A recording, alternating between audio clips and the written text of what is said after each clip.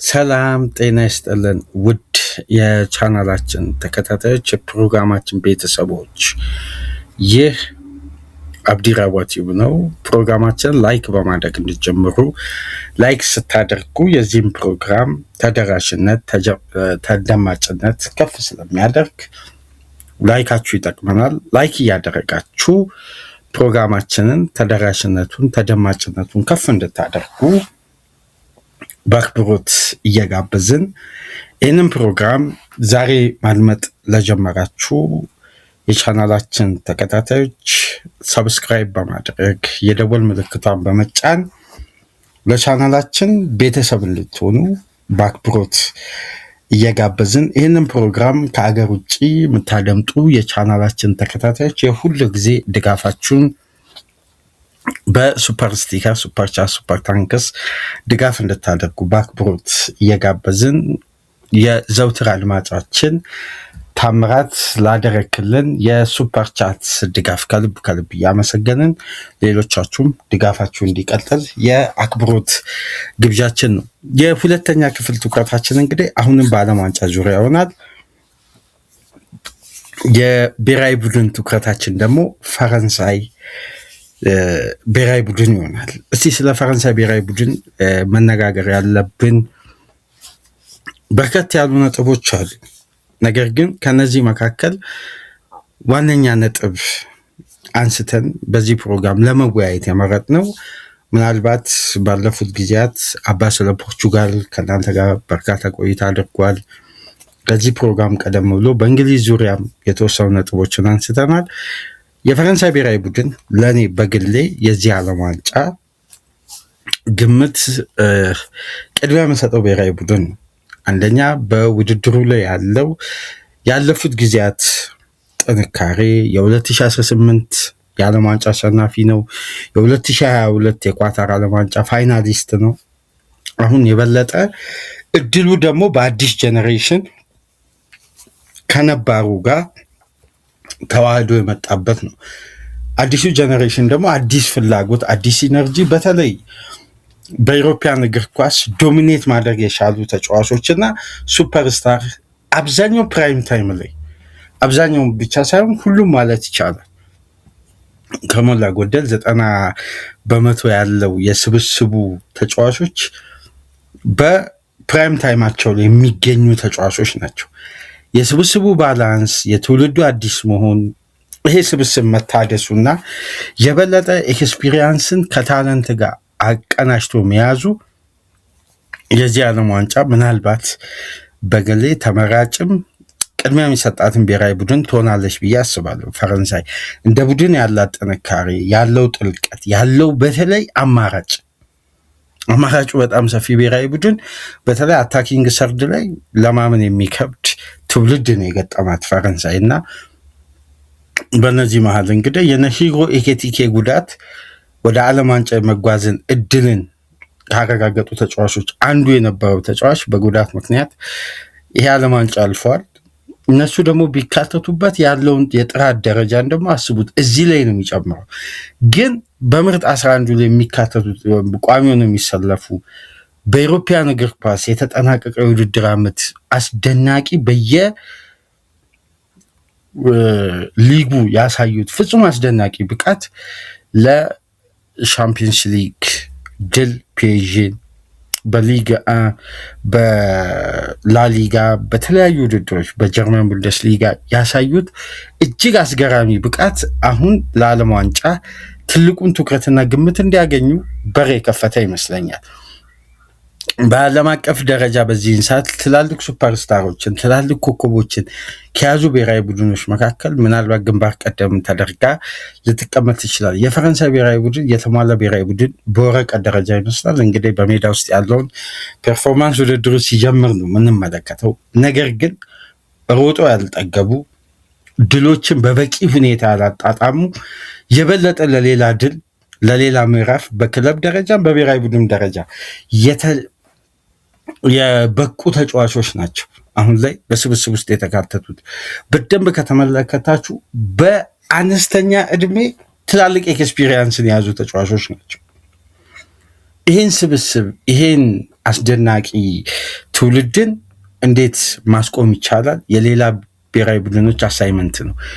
ዴሾ ግን በጨዋታ ስታይሉ በምን አይነት መንገድ አሳምኖ ዋንጫውን ሊያሸንፍ ይችላል? የ2018 የራሽያን የዓለም ዋንጫ ሲያሸንፉ የነበራቸው ትልቁ ጥንካሬ ቡድኑ በቀላሉ የሚጋለጥ የመከላከል ስትራክቸር የለውም። በጣም ጥብቅ ነው፣ በጣም ሶሊድ ነው። የበለጠ መልሶ ማጥቃት ነበር ጥንካሬው። የ2022 ደግሞ የተጫዋቾች የግል ጥረትና ክላስ ድሎችን ያስገኝለት ነበር። አሁን በቡድን እንቅስቃሴ በየቡድናቸው ኢፌክቲቭ የሆኑና ብቃታቸው ከፍ ያሉ ተጫዋቾችን ነው የያዘው። አንድ ወደ ፕሮግራማችን ከመግባታችን በፊት አንድ ዘገባ ስመለከት ነበር ትናንት አመሻሹን ይወጣና በጣም ያስገረመኝ ዘገባ ስለሆነ ከየትኛውም ብሔራዊ ቡድን የበለጠ የፈረንሳይ ብሔራዊ ቡድን አታኪንግ ሰርድ ተውት ሌላውን የሶስተኛ ሜዳ ክፍል ያሉ ተጫዋቾች በዚህን ሰዓት በትራንስፌር ማርኬት እንኳን በወጣላቸው ግምት ከ836 ሚሊዮን ዩሮ በላይ ነው። የትኛውም ብሔራዊ ቡድን ይሄን አልያዘም። ተውት እሱን። የብራዚል ብሔራዊ ቡድን አሁን ያለው የፊት መስመር አጠቃላይ ተጫዋቾች በብራዚል ብሔራዊ ቡድን የተመረጡ ተጫዋቾች በዚህን ሰዓት በትራንስፌር ማርኬት የሚያወጡት 504 ሚሊዮን ዩሮ ነው። አጠቃላይ ነው የምላችሁ የብራዚል ብሔራዊ ቡድን ብቻ የፊት መስመር ተጫዋቾች በአጠቃላይ የፊት መስመር ተጫዋቾች 502 ሚሊዮን ዩሮ ሲያወጡ ኦሊሴ፣ ዴምቤሌ፣ ባፔ እና ዱዌ 530 ሚሊዮን ዩሮ ነው የሚያወጡት። አራቱ ተጫዋቾች ብቻ ተውት ሌላውን ሲነጻጸር እንኳን ማለት ነው። ይሄ የተጫዋቾቹ ወቅታዊ ብቃትና ያለውን ኳሊቲ ማሳያ ነው። ታዲያ ከዚህ መነሻ በማድረግ በዘንድሮ የውድድር ዓመት እጅጉን አስደናቂ ሆኑ በተለይ ባለፉት 2 ዓመት በግዙፍ ታላላቅ ሊጎች ውስጥ ምላሽ መስጠት የቻሉ ፍጹም አስደናቂ ሱፐርስታሮች በዚህ የፈረንሳይ ብሔራዊ ቡድን ስብስብ ውስጥ ይገኛሉ። የባለንዶር አሸናፊ፣ የሊግ ኮከብ ጎል አስቆጣሪ፣ ኮከብ አሲስቶች፣ የግብ ማምረቻ ዲፓርትመንት በአጠቃላይ የተሟላ ብሔራዊ ቡድን ማለት ይቻላል ፈረንሳይ ብሔራዊ ቡድን። በዚህ መንገድ የባለንዶሩን አሸናፊ ስለ ኦስማን ዴምቤሌ እስቲ እናውራ። ዴምቤሌን፣ ባፔን፣ ኦሊሴን እናነሳለን ሁሉንም። ፈረንሳይ እንደ ብሔራዊ ቡድን ያላት አቅም ፍጹም አስደናቂ ነው። የበለጠ ጥራቱ የሚያሳድጉት ደግሞ ዴምቤሌ፣ ኦሊሴና ኪሊያን ምባፔ ናቸው። ሶስቱ ተጫዋቾች በአንድ ቡድን ውስጥ በፊት መስመር በኩል ሲሰለፉና የነ ራያን ቸርኪ፣ የነ ብራድሊ ባርኮላ፣ የነ ዲዝሪ ዱዌ ተጣማሪ አማራጭ ሲሆኑ ይህንን የሶስተኛ ሜዳ ክፍል ክሬቲቪቲ ከማጥቃት ጥራት፣ ከአስቆጣሪነት፣ ከአጨራረስ በሁሉም ረገድ የተሟላ አታኪንግ ሰርድ ማለት ይሄ እኮ ነው። ለምሳሌ ዴምቤሌ ባለፈው የተጠናቀቀው ሲዝን 22 ጨዋታ ብቻ ነው በሊጋ ያደረገው። ከ22ቱ 11 ነው ቋሚው ነው የጀመረው። በደንብ ጉልበቱን ቆጥቦ ነው የመጣው ጉዳት ቢደራረብበት። ግን አንድ ተጫዋች ጉዳት ገጥሞት ሲመለስ በደንብ እዚህ ጋር ማሰብ ያለብን የሪከቨሪ ጊዜውን ወይም ከሜዳ የራቀበትን ብቻ ሳይሆን ጎን ለጎን በአዲስ ፍሬሽ ጉልበትና አቅም እንደሚመጣ ነው። በቻምፒየንስ ሊግ ፍጻሜ ጨዋታ የአቻነቷን ፍጹም ቅጣት ምት ማስቆጠሩን መዘንጋት የለብን። ይሄ ተጫዋች አሁንም የባለንዶር የመድገም አቅሙ በጣም ከፍተኛ ነው። በነገራችን ላይ እድሉ በጣም ሰፊ ነው። በተለይ ይህን ዓለም ዋንጫ ፈረንሳይ የምታነሳ ከሆነ የሱ ኢፌክቲቭ የሆኑ ውጤታማነቶች ልክ እንደ ዩኤፋ ቻምፒየንስ ሊግ ከተስተዋለ ዴምቤሌ የመድገም እድሉ በጣም ሰፊ ነው። ይህን ከግምት ውስጥ በማስገባት የሊጋ የዓመቱ ኮከብ ተጫዋች ተብሏል እንደምታውቁት እና በአማካይ ጎልና አሲስት የሚያደርገው 1.4 ነው በየጨዋታው ማለት ነው። ከሱ በቁጥር የሚበልጠው ብቸኛ ተጫዋች በ5ቱ ትላልቅ ሊግ ሃሪ ኬን ብቻ ነው። ይህንን ከግምት ውስጥ አስገቡና በ2025/26 ኪሊያን ምባፔ በሁሉም ውድድሮች ባደረገው 44 ጨዋታ 42 ግብ አስቆጥሯል። ዴምቤሌ እዛ በየጨዋታው ባደረገበት ጨዋታዎች ሁሉ 1.4 ግብ ወይም ግብ የሆነ ኳስ ተሳትፎ እያደረገ እዚህ ጋር ደግሞ ባፔ 42 ግብ አስቆጥሮ ነው ያጠናቀቀው። ይሄ ማለት ኪሊያን ኢምባፔ ባለፉት የዓለም ዋንጫ ውድድሮች በአጠቃላይ በድምሩ ስንት ግብ ነበር ያስቆጠረው? 12 ግብ። በዚህ ኮምፒቲሽን ታሪክ እንግዲህ እንደምታውቁት ሚሮስላቭ ክሎዘር ነው የምን ጊዜም ከፍተኛ የዓለም ዋንጫ ግብ አስቆጣሪ ነው። በስንት? በ16 ግብ። ኪሊያን ኢምባፔ በ2022 ፍጻሜ ሃትሪክ መስራቱ መርሳት የለብንም። ይሄ ተጫዋች 16 ግብ ሪከርድ የተያዘው በሚሮስላቭ ክሎዝ ነው። ስለዚህ ባፔ ዓለም ዋንጫ ላይ 4 ግብ አያገባም ማለት አይቻልም። በደንብ ያስቆጥራል። 12 ግብ ነው ያለው አሁን። ስለዚህ የተጫዋች 4 ጨመረ ማለት የምን ጊዜም የዓለም ዋንጫ ከፍተኛ ግብ አስቆጣሪ የሚሆነው ኪሊያን ኢምባፔ ይሆናል ማለት ነው። 4 ግብ። እዚህ ጋር መርሳት የለብን ይሄ ተጫዋች በቅርብ ዓመት በተደረጉ 2 ተከታታይ የዓለም ዋንጫ ነው 12 ግብ ማስቆጠር የቻለው 2018 ከዛም በኋላ 2022። ይሄ 3ኛ የዓለም ዋንጫ ነው። 4ኛ 5ኛም የሜት ቻንስ አለው። በነገራችን ላይ ባፔ በዚህ ፊትነስ የሚቀጥል ከሆነ ወደ ኦሊሴ እንምጣ። ሚካኤል ኦሊሴ ሌላኛው ደግሞ አታኪንግ ሰርድ ተጫዋች ነው።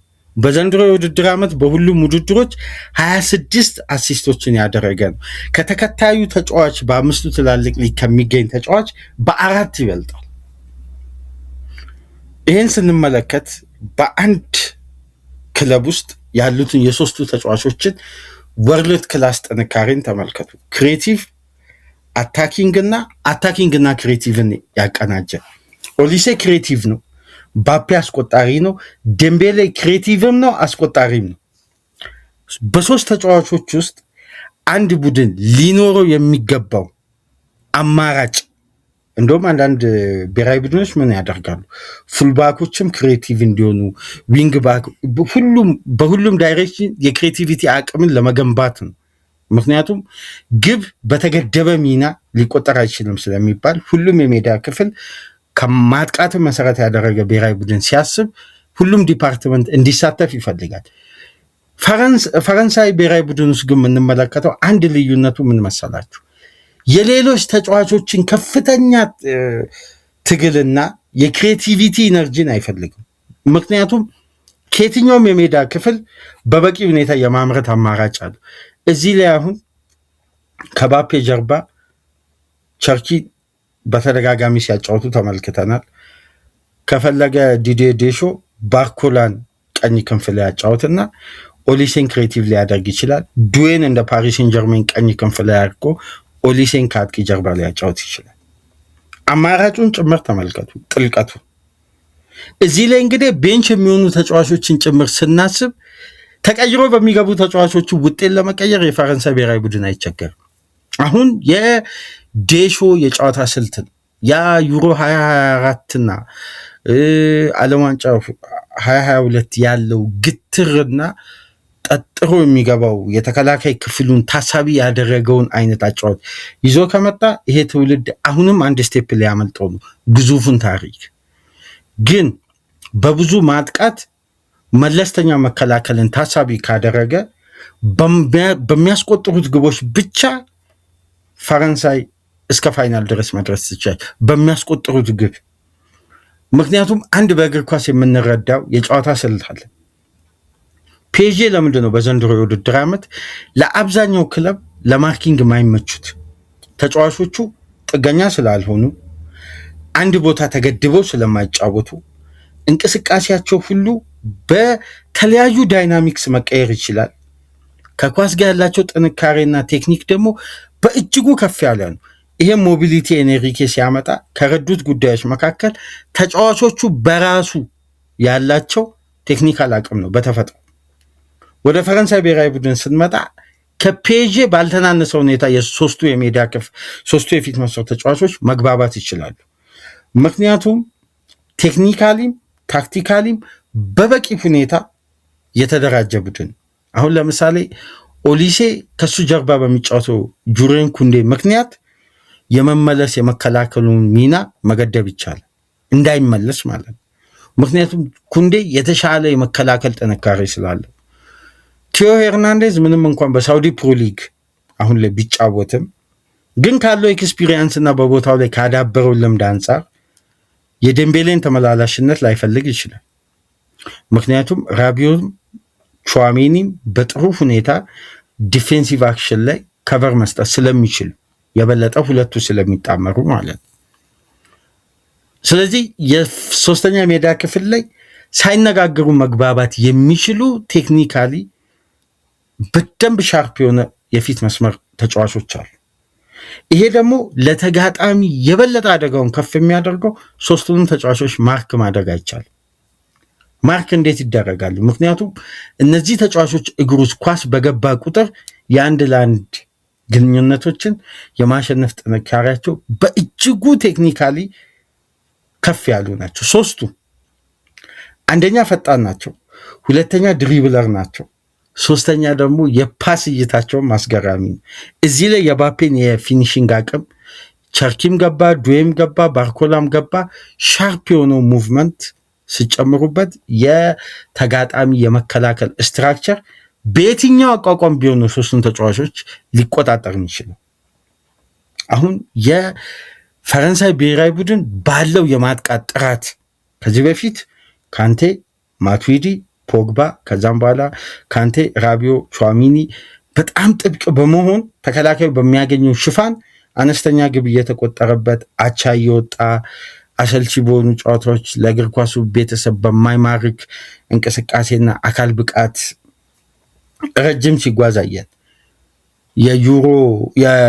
የዓለም ዋንጫ 2018 የተሻለ እንቅስቃሴ በተለይ መልሶ ማጥቃቱ ባፔ፣ ግሪዝማን እና ዡሩ የፈጠሩት ጥምረት አሪፍ ነበር። ግን ያኔ የነበሩትም ሱፐርስታሮች በበቂ ሁኔታ እድሎችን አላገኙም።